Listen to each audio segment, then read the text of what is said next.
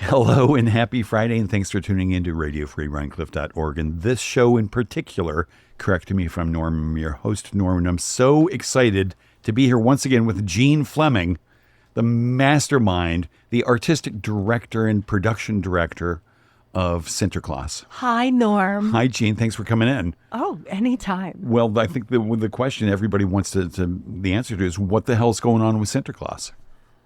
Oh, that's a great question. Oh, thanks. I figured I'd ask that and then just imagined that you would start with a question like that? Now I get to relax the rest of the show. Oh, right. Yeah. Oh, what's going on with Sinterklaas? Well, the usual kind of madness that associates doing an utterly complex project in an utterly complex town. But we're trying to, what we're trying to do is leave a light on. You know how when you go away, you leave a light on for everybody when they come home. And that's the notion right now, is we're leaving a light on. And we're doing it in a couple of ways. The first most noticeable way is we're doing 3 performances of Into the Light, which is a great performance created by the Vannevar Caravan and Arm of the Sea for Sinterklaas. And it's one of the most popular things, and it's something that we will be doing on Sinterklaas Day, December 7th. And for people who don't know, who are the Vannevar Caravan? Oh, the Vannevar Caravan. I mean, they've been named as national treasures. They have a dance company that comes out of New Paltz. But Bill Vannevar is a famous musician. They worked with Pete Seeger for many years. And so they're marvelous. And what's wonderful about this performance is it's done by their dance school. So it's all children performing, which was one of the concepts of Sinterklaas when I first started it 40 years ago, was that it would be mostly all children performers. So this is carrying on that tradition. They're working with Arm of the Sea, who are a very well-known and established puppetry company that does work that's very environmentally conscious and talks about issues of climate change and other things concerning the earth. And so this story of Into the Light is as a young girl who's wondering who she is and where she belongs. And so, guided by a magical bear, she travels the world and she looks at holiday traditions all over the world, wondering, where does she belong? She goes to Norway and sees the Santa Lucia. She goes to Ireland and sees what they do. She goes to Israel and sees a dance of the menorah. She travels everywhere, but what she comes to learn in the end is her community is Rhinebeck, Sinterklaas, the place where she grew up.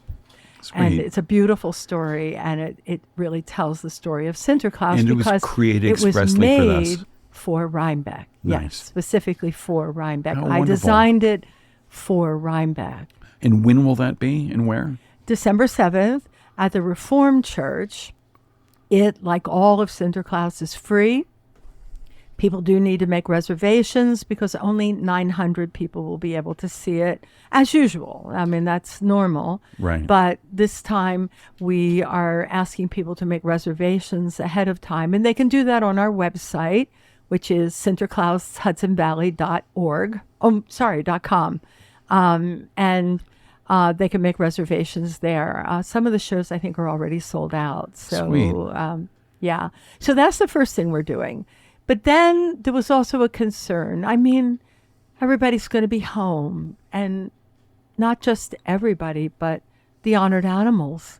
They're not coming this year, and there are 18 of them. What's the history of the honored animal? Oh, the history of the honored animal has to do with the native traditions to our area. That's what it's about. That's what it started with, because Native Americans attribute to all the animals characteristics which are kind of human characteristics to them, what it is they represent, what they're like, what's their nature. And then maybe, like in astrology, you wonder, well, what is your nature? Am I a porcupine? Am I a fox? Am I, a bear? So it also allows Sinterklaas to be able to teach deep spiritual traditions about what it is we care about on this earth, how we are in relation to one another. We're creatures that all have to get along together, even though we're as different as all of the animals. And so it allows for a way into teaching children something about value and caring about the earth and caring about the creatures and Right. caring about each other. So it's probably the most important underpinning of all the ideas behind Sinterklaas that there is. And at some point when you were planning the first Sinterklaas, you thought this would be a wonderful thing to have an animal and have kids learn Yes. about their animals and all their traits Yes, and the symbolism. exactly. And all the animals are local. So I remember they're when all we were found doing around the here. elephant, people said, well, elephants aren't local. But in fact, woolly mammoths were found in Hyde Park. And so we got to tell the whole story of how the elephant comes across the ice bridge and enters into America as a woolly mammoth, and then bring in all of the other traditions of elephants, Asian elephants, Indian elephants, and teach all of that history and biology in a way to kids. And is there, I remember last year there was sort of a story of the ant finding its way through town to certain Yes. things. Do you write these stories and have you Yes. written them every year? Yes, every year the animal speaks to me. Actually, I designed the Sinterklaas this year in its totality because Anansi the spider had been talking to me and telling me what this year was about. She told me a lot. This funny thing about Sinterklaas is that it usually comes to me in an Augenblick, in 1 second. I see the entire event from beginning to end, every step that everyone will take, every word that's said. And so Anansi started talking to me, and one night she just gave it to me. And so I saw the whole event, and it involved a complex transition from Anansi the spider and her African trickster guys through the Caribbean into America and the slave culture, and she comes in as Brer Rabbit. And so I talked to everyone about maybe we could pull a rabbit out of a hat. If someone had come and offered us the funding that we needed, we would have been able to do Sinterklaas this year, but it didn't happen. And so I did not pull a rabbit out of a hat this year. But also what pulling a rabbit out of a hat does is it makes you think about magic. And everyone talks about Sinterklaas as being magical. And I don't talk about magic ones very much. But what I do know is magic is focus. Magic is hard work. Magic is where you put your attention. And that was what Sinterklaas was going to be about this year. Right. How do you create magic without ever looking directly at it, but understanding what it is? And it's about hocus focus. And this is one of the things I love about you as an artist, and makes you one of my very favorite artists of all time, is you create magic, like time after time. And it's really spectacular. It's remarkable. It's beautiful. It's so nicely done. But let me ask, you mentioned something, Augenblick. You said it comes to you in a second, in a blink, like you see the whole thing. What is that word? Can you say it again? Augenblick. How do you spell it? I don't even know precisely. Augenblich is a German word. Okay. That it means all in a second. All in a second. And usually when I'm asleep. That is so fast. And do you remember these things? Absolutely. And what percentage of these Augenblicks during your sleep do you remember the next day? Every detail. All of them. That's amazing. Yeah. I rarely remember my dreams. So you had an Augenblick, and you had a vision of this Sinterklaas that is not happening right now, but No. it's happening in a beautiful, different kind of form. Well, what's happening is that I realized, much as during COVID, we made a little movie where the honored animals brought a star to town to tell the children, we'll be back, just wait. Right. This year, I realized the honored animals aren't coming. I imagined them all in their living rooms.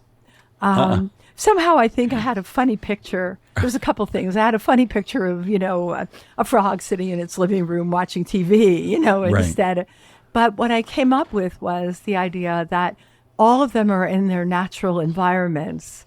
And then Sinterklaas magically, through the ceiling of what came to be sort of creche-like structures, which also have a resonance for this season, right? Right. Would bring them a star. So in other words, like the children who are staying home this year and not coming to Sinterklaas. So are the honored animals. But we're bringing them something. We're leaving a light on. And in the case of the honored animals, we're bringing the light to them in their habitats in the form of a star, which Sinterklaas brings to them and where you they said are. something about a structure, a creche-like design. Yes, and I think this has to do with my childhood because in my family, we always had a creche around Christmas time, you know, a nativity scene. And they allowed me to create that.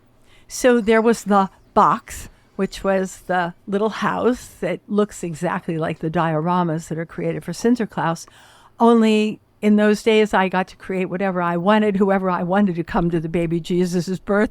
Now the dioramas allowed 18 artists to create this scene of Sinterklaas bringing the magical Sinterklaas star to them to let them know the light is still on. Okay, I'm playing dumb here. What dioramas? What do you mean? How does that figure into this year's? Okay, so dioramas are what you often see when you go to the Museum of Natural History. And you see an animal in its natural environment. But of course, it's always a made-up thing. It's a painting by an artist. It's fake scenery. It's all kinds of stuff like that. I love miniatures. I actually had always had a fantasy about having little miniatures in all the windows of the stores where children would come up and look through a peephole and see a magical setting. So this, in a way, was something I'd always imagined for Sinterklaas, but we never got around to doing. And so these dioramas are these small boxes, and they are filled with the habitat, the life environment of each honored animal, and Sinterklaas brings them a star. Each honored animal over the years of Sinterklaas. Over the years, because there have been, although I've done Sinterklaas for 25 years, there have only been actually 18 animals.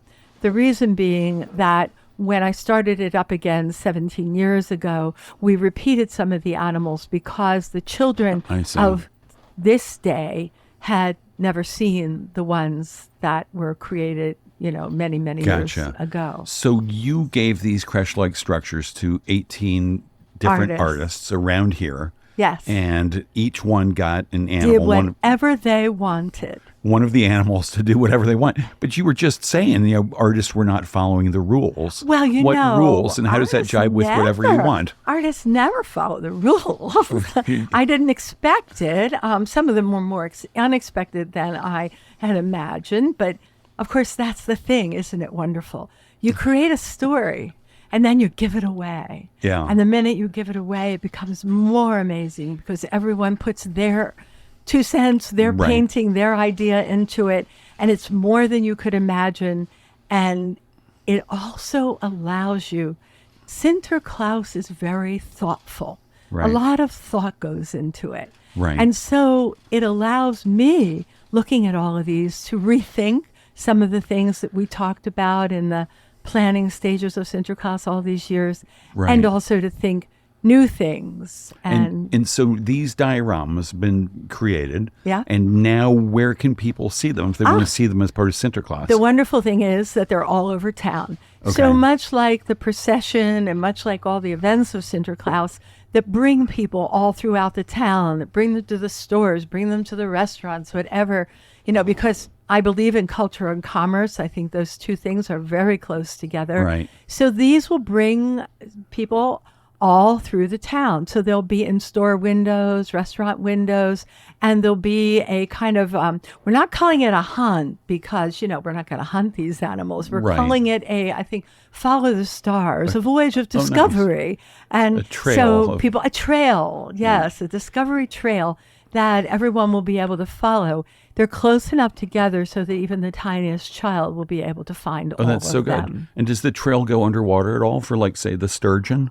You know, we're all underwater. That's my clumsy segue. Sure. Here's the sturgeon. Here's the artist who did the sturgeon diorama. And I have to tell you, Miller. this is one of my favorite artists, including his daughter Tess. Oh, they're amazing. Every year they make something wonderful for Sinterklaas. And this year he's made something wonderful, controversial, thoughtful, and magnificent. And how is it controversial? Well, I bent the rules. as usual. Which rules did you bend, Miller?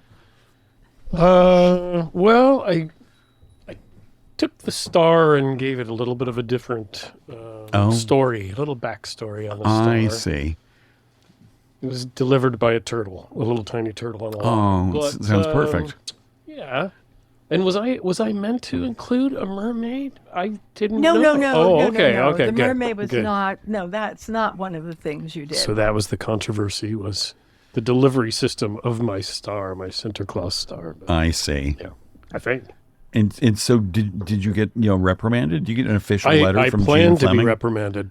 You planned your hope Yeah, to be I'm reprimanded. hoping that is my great It's hope. a different show. Oh, really, that's than right. This. That's right. I did. And so Steve Miller, you've been involved as an artist and as a parent in Sinterklaas for how long? A long, long time. Yeah, for 20 some odd years, Yes. 22 years, I think. We've watched his daughter grow up, much the way we've watched a whole generation of kids grow up on Sinterklaas. Yeah. I think Sarah and Tess got involved when she was real little. Sarah, your wife, and My your daughter, wife, Tess. Sarah Yes. Miller, the lovely Sarah Miller, who's maybe listening. Hi, Sal. They became involved with helping on the puppets, I think, early on. And then there was a Sinter swap kind of Yes, Sinter swap. activity, indeed. which was really kind of cool.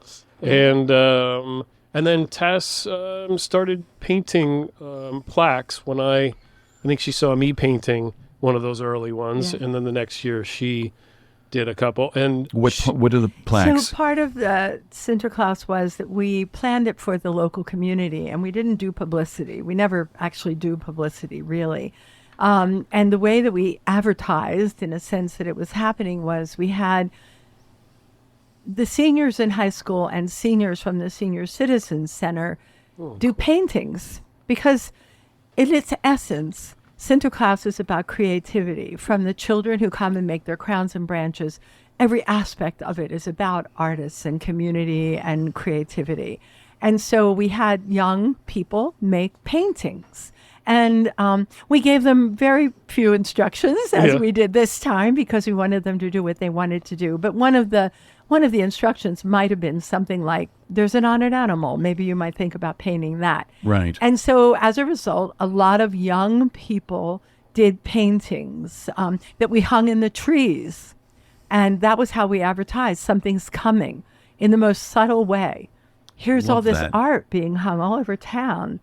Something special is about to happen. And so is that art going to be hung around town this year? Normally, those paintings, of which now there are more than 500, my because we've been goodness. doing it for a long time, were hung in the trees by Leela Pegg, Pat Sexton, and I for many years on many a snowy night, all by ourselves, hanging them up. And then as there got to be more and more of them, the Grumpuses got involved. And so the Grumpuses would help Grumpuses. Leela Trouble. hang them up. And that would have happened already by today. And just in case somebody's like listening from Mars, who are the Grumpuses and how do they figure into Sinterklaas? Well, the Grumpuses are the town's leaders, the most respected men who have a side to them that not everyone, but maybe their wives actually knows. Oh. And they come out and express that side of themselves on Sinterklaas Day, and they've become some of the most beloved elements of Sinterklaas. I think more people come to see the performance of the Grumpuses at 2:00 than any other thing. And then, of course, later they do a dance with the ladies from Kingston, and but they also are candy men. They hand out the candy during the parade as well. But the Grumpus tradition is a peculiar one, quite peculiar to Rhinebeck Sinterklaas, which has actually made Rhinebeck Sinterklaas world famous because it helped us to solve a problem with the original Sinterklaas, which I've changed considerly in the Right. story that we tell here. So the Grumpuses are the wild and unpredictable. They are the wild characters. men, the men of the forest. And I've got to give a shout out to you. Have a cohort who sort of tames the wild men and teaches them dance steps. Indeed, we do. We have Martha Tobias, who is an extraordinary choreographer Yeah. with the patience of a saint and an ability to work with bad boys. Herding cats. And she so to herds speak. those. and a glimmer of Grumpus. She has a glimmer of Grumpus in her. She's got a lot of Yeah. grumpus in her. Yeah. So the Grumpuses are sitting this year out? They are, as far as I know. Oh. Cute. Well, why would I know anything? I mean, I told a bunch of people to make things that showed, animals in their home environments with a star being delivered to them by Sinterklaas, and instead they're being delivered by tiny turtles. And some of them didn't even use Sinterklaas stars. Oh, no. And some of them weren't even in their own environments. Yeah. Oh, my it's tough. goodness. I mean, it sounds like Sinterklaas to me. Yeah, it sounds like a little subversion here and there. Let me ask you this as you share that. Artists like you or Steve Miller, I mean, working by themselves, usually, the boss, they do what they want. They get it exactly how they want because they're the creative people. How does that work with all the delegation, that you have to do for this and letting go, which you don't seem especially good at in terms of these dioramas? You might say that, but I have to tell you, if there's any that I'm going to keep, It's the It ones will that be broke the me. rules, yeah. of course, because that's where some of the liveliness is. That's where some Right. of the charm and the fun. I mean, I don't make things to control them. Right. I make them to give them away. But, not just Sinterklaas, you also do the Greenwich Village Halloween Parade, the Yes, New York indeed. City Halloween And that's Parade. giving it away to 85,000 costume participants. And Right. everybody else is giving it away to television But it's as a, well. It's a fine balance between giving it away and maintaining strict control. It And must also, be. too, well, what you have to do is you have to make the structure. In the Halloween parade, I talk about it has good bones, dancing bones. You have to have everything figured out. So part of the fun for me, too, is that I don't just work with artists. I work with the village. I work with the health department. I work with the police. So part of the fun and what Anansi the spider tells me too is precisely how to do all the technical aspects as well as all the logistics of the event. So it all Amazing. comes to me in one piece. So the story comes, but the story comes with an understanding that in order for that story to happen, well, there has to be somebody dressed up in a weird costume, and that person has to walk into town dressed as a tree. And how do they walk, and where do they walk from, and where do they walk to, and how do they get in and out of that costume, and how do they breathe? All of that is part of the story. When these things come to you through, like in the blank or through Anansi the spider, I mean, does it often take you a while to understand how perfect they are and how they fit in with every? No, you see it. Well, they reveal themselves more and more as time goes on. And that's part my of the question. revelation is by telling people like Norm and Steve and Patrick and others the story.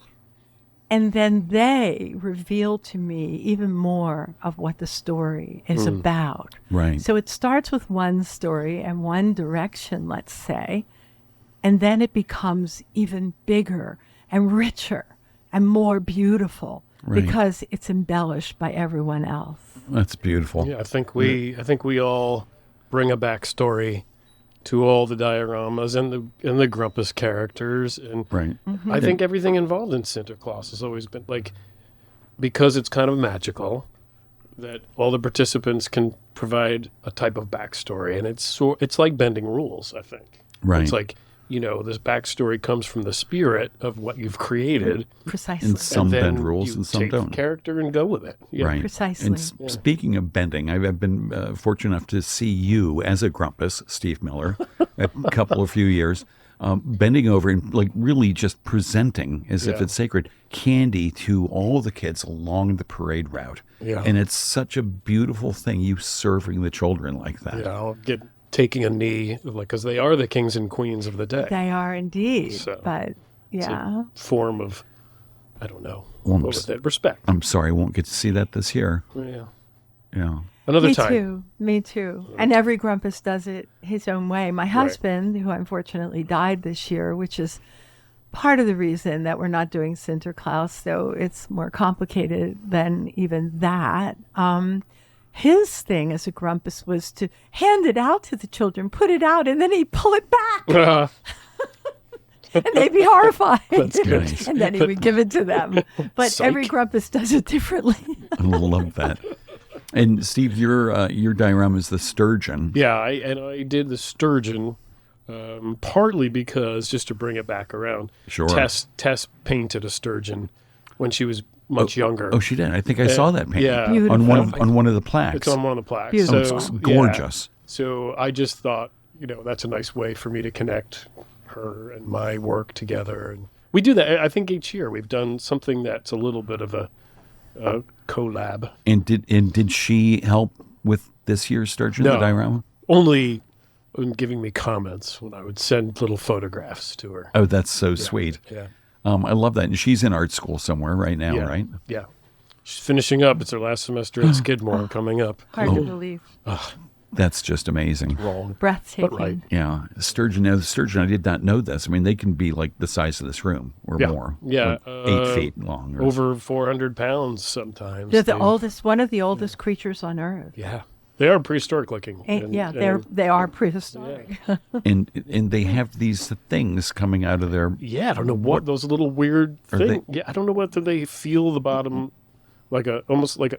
It's similar to a catfish, but it distends down. Catfish. Yeah. And who knows what those things are? But my sturgeon has 4 of them. Just like If people want to see your sturgeon, where could they go? they would go to Westerland, which is Right there on next East to Market Street. your Fox, upstate down. And then yes, they are interesting neighbors. Yeah. And what did great. you make this? I've seen it. It's just spectacular. Yes. What is the sturgeon made out of? I have a weird little process of building things, and I just thought, well, it needs a light base because I don't want it to be super heavy. So I built the base of the sturgeon from florist foam that I kind of That green, formed together. crunchy stuff? Yeah, that green crunchy I stuff. love that stuff. And it was just like sculpted. I joined them together as I needed with, just glue, and then sculpted them, and then painted on top of that like a modeling paste medium that really takes paint well. So it's like you can mix paint in with that. So it had a really nice smooth surface in the end. You didn't sand it down to make it I smooth sanded looking? down in between layers. Yeah. Okay. Yeah, in between layers of the medium that was coating it. So that's a really important question, because that's the thing that no one understands. You talk about magic. That's how magic is created. with florist foam. Hard work and expertise Hard and work, knowledge. expertise, watching the process, making the thing, responding. It's that detail. It's that. It's the devil is in the details. In this case, it's the magic is in the details. So Right. every single person who works on Sinterklaas at every level pays attention to the same detail that Steve paid attention making his sturgeon. That's Cool. magic. Right. Cool. Steve Miller, thank It you was very great. much. Thank you all. Thanks for coming. Can you stick around, maybe talk a little bit later? Yeah, absolutely. Cool, because right now at 5:30 we have our second guest, Patrick Madden. Patrick, come on in. Hey, thanks for coming. Everybody, this is Patrick Madden, fabulous artist and painter. And if you want to see his stuff, you can go to see it right here in the village, right? At All That Java. At All That Java, which is behind...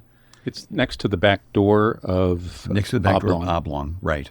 And you've got books and paintings lining the wall, all over the walls. And they're so gorgeous and so beautiful. Thank you. Yeah. I mean, it's really so much fun to go in there, and while you're waiting for your coffee or your espresso, whatever, to flip through the books and to browse the amazing painting that's there. Thank you. Yeah. So thanks for that. And on the strength of that, you were chosen to be one of this year's artists. Exactly. And what animal did you get?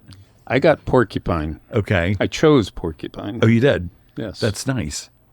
And I kind of knew what I was going to do from the moment that I picked porcupine. You did? Yes. And what did you do? So I took one of the dioramas. You got this box, the crest-shaped cardboard box. I did some research on porcupines and picked the North American, most common North American porcupine, and I drew a picture of that on the front of it, so it's a nice drawing.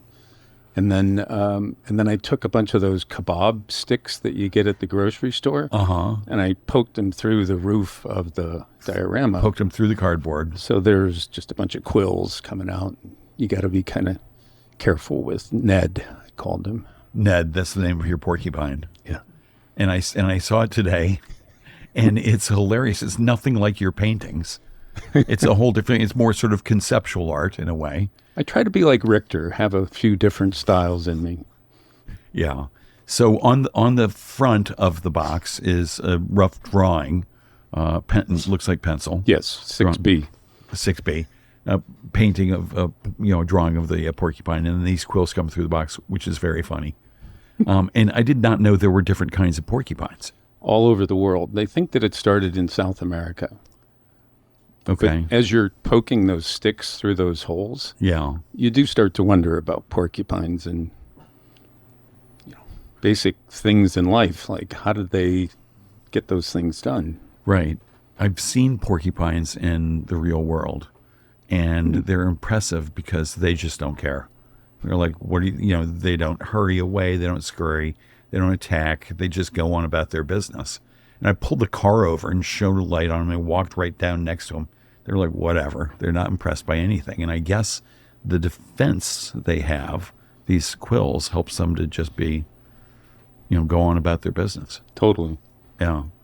And Jeanne? Well, that kind of brings us to what are the characteristics of the porcupine. So part of what Patrick is talking about, and that happens with the children when we choose the honored animal, they don't just learn the spiritual qualities of the animal, they also learn something about the animal, which is a fascinating thing, right? So it also kind of awakens them to the natural world as well. But what's so marvelous about the porcupine is the characteristics of the porcupine in native tradition are quite the opposite of what you would think. Their innocence, the inner child, trust, curiosity, kindness, and joy. So here's a creature who on the outside looks as if it's prickly and difficult, but in fact what it's protecting is the child. It's protecting innocence. And so for Sinterklaas, what it became about for us was finding a way, and one of the things you learn about porcupines is that they gather together in winter, and they manage to be able to gather all together, and they don't get stuck by each other's quills because they learn the power of being together in terms of protecting innocence and childhood. And so part of what we were kind of teaching the children was something about harmony and how when people can get together and come together even though they have prickly exteriors. So it's kind of, it's fascinating. That was part of what was fascinating for me. And actually, the year of the porcupine was a very difficult year in America politically. It was a difficult year in the village. There were a lot of conflicts that went on. And what the whole day became about was about healing and bringing together the more adversarial aspects of the community and bringing them together. And in fact, for me, since in a certain way, Sinterklaas is a ritual, and when you finish a ritual, when you know you've done it properly, you say this ritual is now complete. The ritual of Sinterklaas that year came when the porcupine hugged the most prickly character in town. So it healed all of the wounds that were, and all of the pricklinesses that were dividing the community in that one moment when they embraced. And that was the moment this ceremony is complete. And that was acted out on stage. Acted out on stage. Finale yes. of Sinterklaas that and year. It was a thing where I had planned it. I had imagined it. I hoped it would happen, but I did not give any instructions. And so therefore, I put the people on stage in a certain circumstance under which, if indeed they opened themselves to the moment, they would embrace, but the embrace was not choreographed in. It happened because of hocus pocus. I love that. And who were the characters that you I were can't playing? tell you that. Oh, please. Somebody knows the answer to this. Of course they do. Almost a matter of public record. You'd think so, wouldn't you? Oh, well, was Richard Prowse one of them? No, he was not. Richard? Oh, he knew, and he would never do anything like that without much more bribery. Bribery. Well, that sounds like another show also. There's another show. Richard is a genius and Yeah. the most fun because you go to him and you ask him to do some crazy, outrageous thing, and he says no. And then you give him a little gift. And then the next thing you know, he's drawing a picture upside down so you can see it right side up. And he's conceptualized the whole crazy thing that you've been telling him about. And it's done just like that. I love that. And how long have you been working with him on Sinterklaas? Oh, over 20 years. He Right. just designed the Grand Marshal float for the Halloween parade. Right. Another work of genius. Wow. Yeah. And he designs all the stages for Sinterklaas. Right. And so back to you were saying the ritual is done. Will there be a point, I guess, this year at which this truncated ritual will get that kind of blessing, that kind of closure? I have a feeling this is it. Oh, this is right here, right now? Right here, right now. Okay. Yes.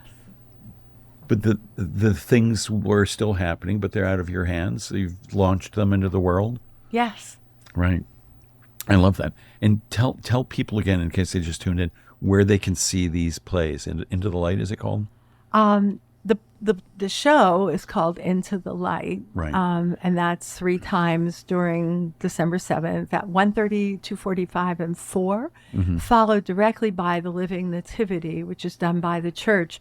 The parade usually takes place in what I call a time out of time, between the end of the Jewish Sabbath and the beginning of the Christian Sabbath, so Okay. that everyone can be a part of it.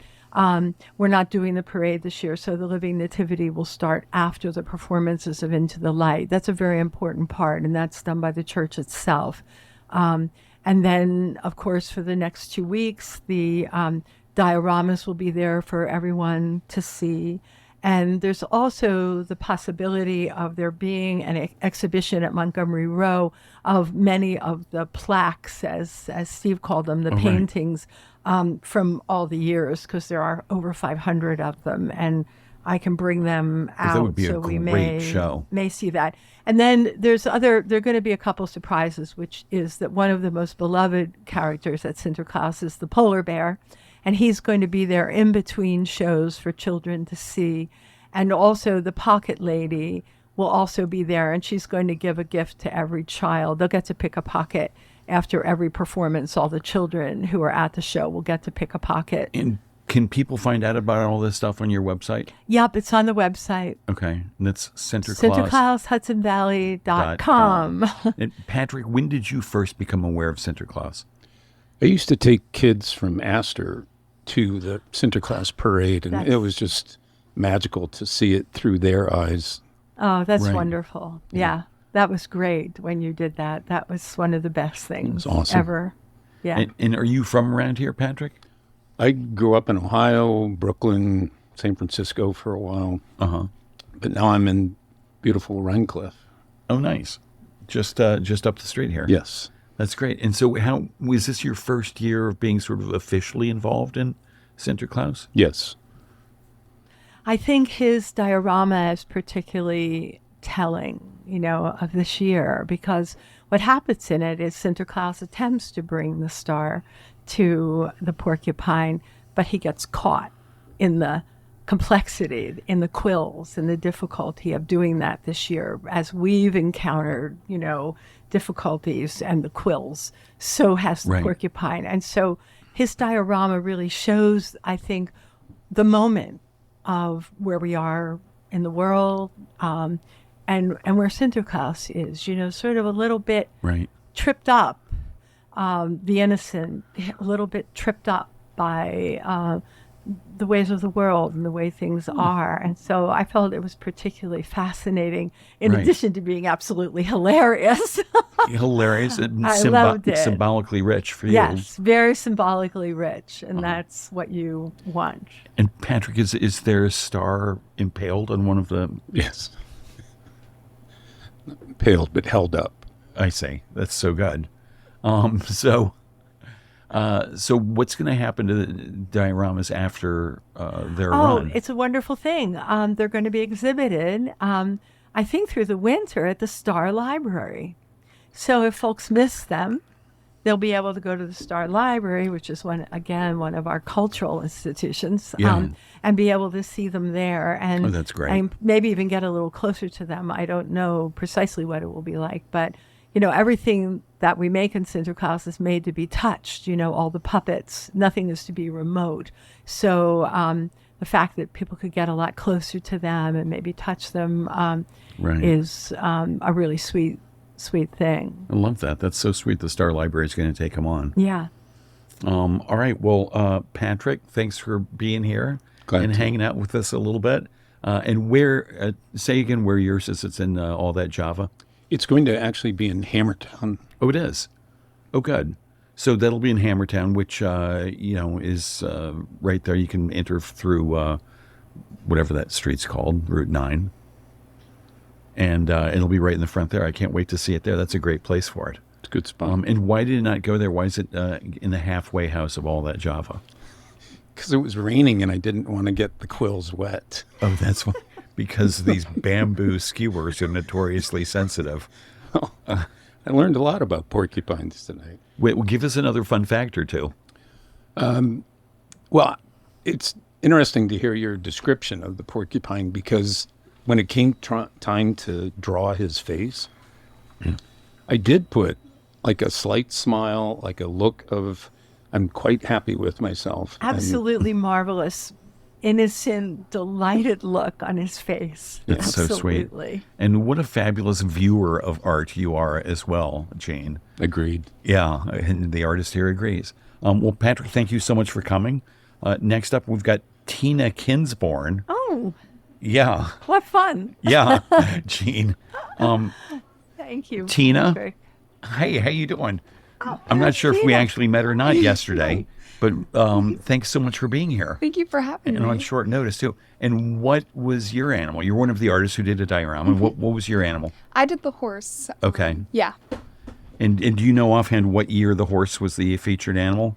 I do not know that offhand, unfortunately. Well, the horse is actually one of the original animals, so it actually goes back a long way to the original Sinterklaas, because of course Sinterklaas rides a horse, so he's crucial to the whole story of Sinterklaas. And of course, a horse is in the parade. There was a live horse for a number of years, and now it's a puppet horse, which is actually much better because the children can touch it.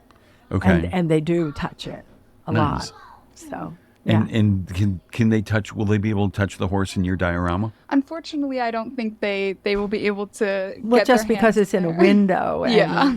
Oh, it is. Is Yeah. it behind a window? It is, yeah. Nice. And just describe for people what your diorama looks like. Yeah, mine basically has two horses in the diorama. It's designed to look like a barn, like a traditional red barn that you would see around the Hudson Valley. And it's an older horse and a foal. I see it kind of as a mother and a daughter or something of the sorts, but very motherly feeling there. And it's scattered with hay. It has hay bales and just bunches of hay. It has a bunch of farmers' tools scattered around, and little details such as books and like a bird's nest and all these. I was really trying to make it have this kind of ongoing lively scene where you look into it and you wonder what's going on here, who's visiting the horses, what is their life when they aren't in the green fields all summer long. And I wanted the viewer to kind of feel invited into that cozy atmosphere of a horse during wintertime. It's a gorgeous Thank you. diorama. And are you sort of a sculptor by trade or more of a painter? Or? I'm based in painting and drawing, but I actually mostly do printmaking, so sculpture is really not usually what I do. But this was a really exciting challenge for me to kind of break out of my comfort zone. It turned out great. And if people want to see yours, where is it right now? Mine is at the Old Mill Wine and Spirits shop in Rhinebeck. Right, Charles's place. Yes, Charles. So it's just south of Le Petit Bistro in the corner there. Yeah. That's great. And it's going to be up there for a few They'll weeks. be up through December 8th. I think we'll take them down the 9th because then the stores need to make their Christmas windows. And that's always been a very great consideration of Sinterklaas is we're asking the merchants to give up crucial time for their existence financially. That was one of the pillars of doing Sinterklaas, bringing it back, was the merchants had to agree that this was something worthy of giving up in a very important date. So the dioramas are there, they're part of what's going on, but they will leave in order for the stores to be able to do their Christmas displays. Right. And hats off to all these stores for saying yes. Absolutely. I mean, it's so easy to say no. And, it requires a little risk to say yes, I guess.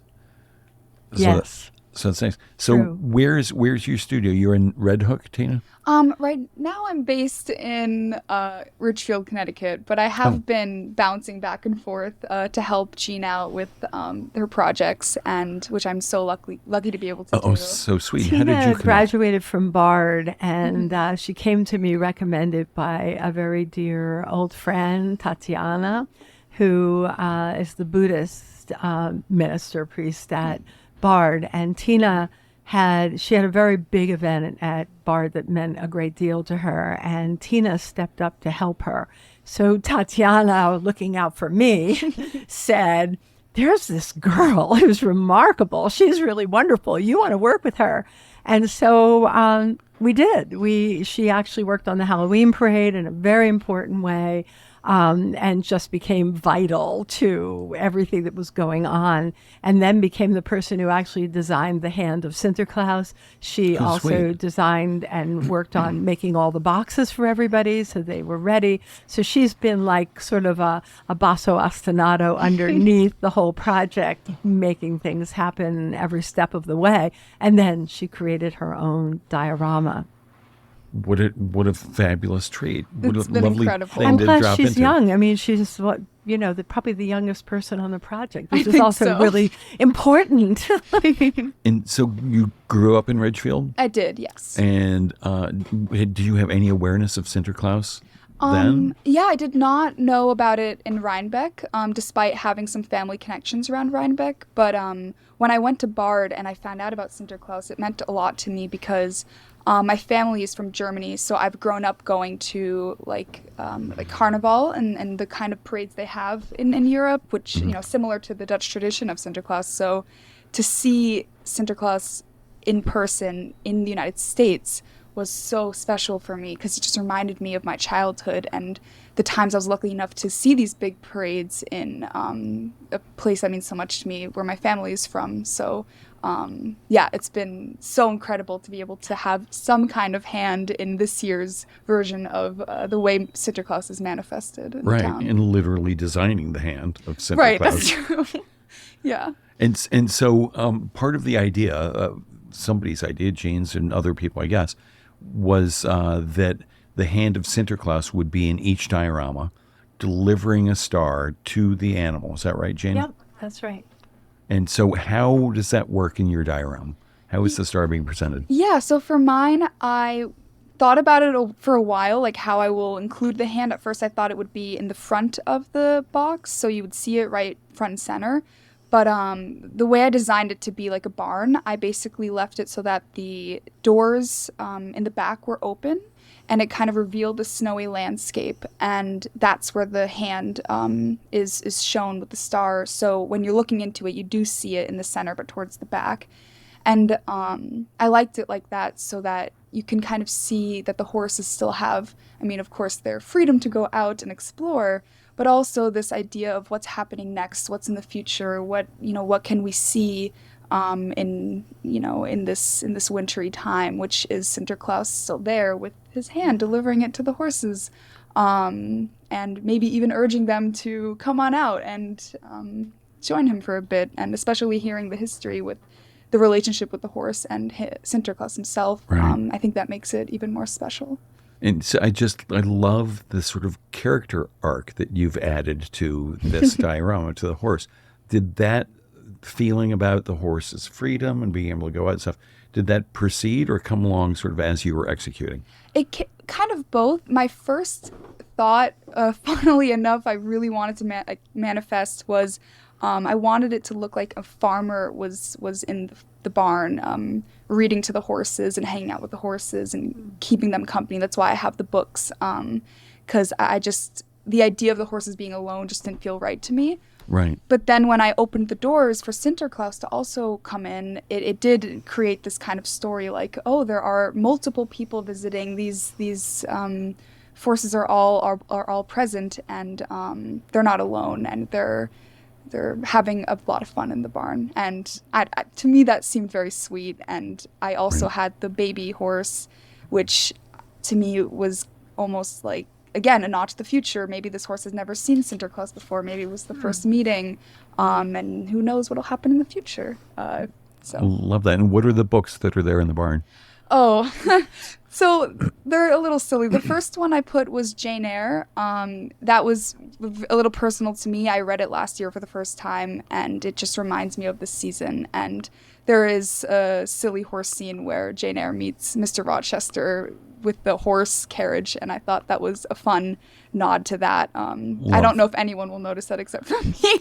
Yeah, I love that. That's so smart. Yeah, and the other one is The Red Pony it's a short story by John Steinbeck, and I love John Steinbeck so much, so I included that in there too.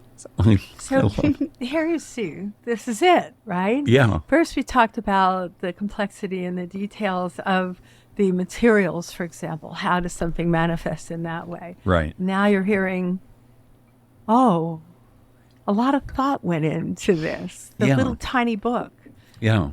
It has resonance. It's a story. It means something. So you may not see that when you look at this right away, but that's the magic. It's there because that's there, because it involved all of her life in making this. That's what's there. And you feel it. So, Tina, did you write that? I think the artists were asked to write a little something about their inspiration for the animal. I did not write that in my inspiration, unfortunately, but I should add that at this point. There's still time. It's not too late.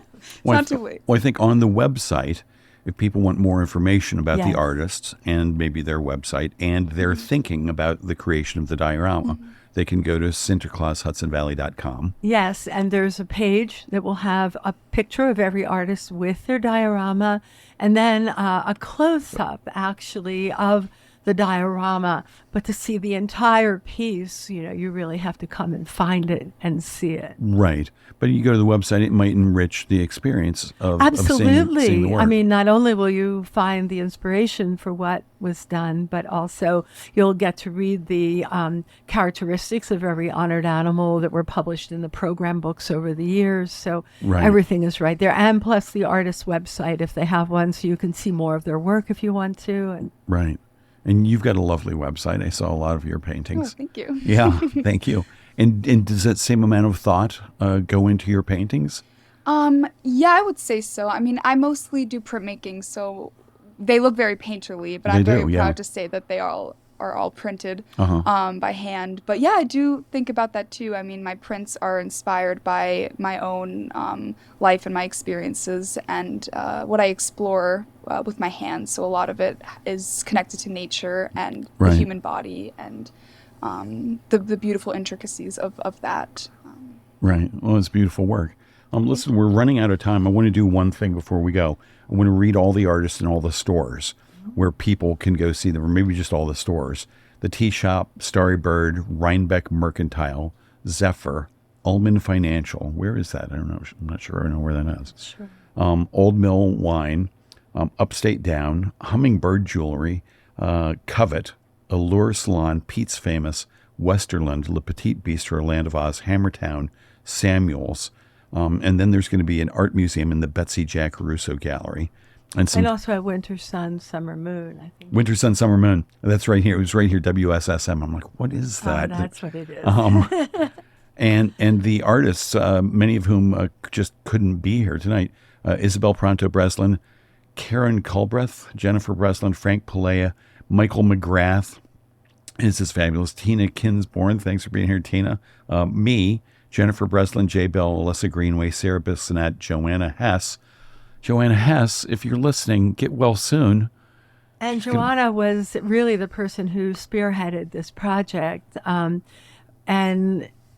And the day that it was supposed to be installed and she was to see everyone, all of the fruits of her labors, she had a gallbladder attack and wound up in the hospital. She's having an operation tomorrow, and we all love her and wish her well and are just so utterly sad that she wasn't able to be with us. Oh, it's such a shame. That's the only reason I got on the show today was Joanna couldn't come. So No, it was going to be the both of us. Oh. Okay, I like that better. Yeah, which would have been fun. I would not have gotten a word in edgewise. For sure. Anyway, Joanna Hess, who did the butterfly, that's at Pete's Famous. Steve Miller, who did the sturgeon in Westerland. Audrey Francis, one of my favorite painters in all of Rhinebeck. Jay Bell, Patrick Madden, who was just here, and Terry Nelson. And then in Malkarn Construction, there's going to be some painting, some of the plaques.